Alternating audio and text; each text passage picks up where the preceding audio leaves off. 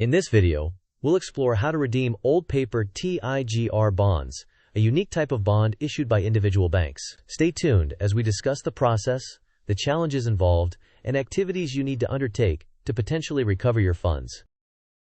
Understanding the nature of TIGR bonds is crucial in the redemption process. Unlike U.S. Treasury bonds, which are government-backed, TIGR bonds were issued by individual banks. This makes the redemption process a bit more complex, as each bank may have different terms and documentation for these bonds. Redeeming these bonds can be challenging due to their issuance by individual banks, making the bond retrieval process more decentralized. Over time, unclaimed bonds may go through the process of escheatment, where they are transferred to the state's unclaimed property office. Each state has its own rules regarding how and when these properties are claimed, adding another layer of complexity. What is escheatment in the context of TIGR bonds? Is it the transfer of bonds to a bank, conversion of bond to cash, transfer of unclaimed funds to the state, or none of the above? You may pause the video now to think about the answer. We will discuss the answer in the next section. The correct answer is transfer of unclaimed funds to the state. Escheatment is an important concept because it dictates what happens to the bond if it remains unclaimed for a certain period.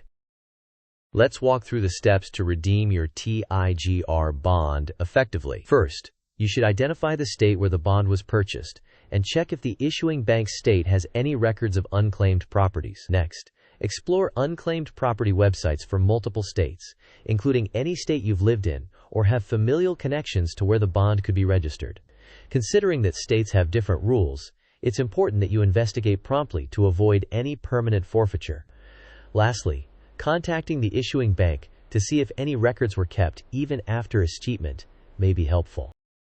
We have here a mind map diagram that nicely organizes the redemption process for TIGR bonds. You can see branches leading into states, issuing banks, unclaimed property considerations, and the escheatment process, giving you a visual breakdown on where you might find leads on your bond status.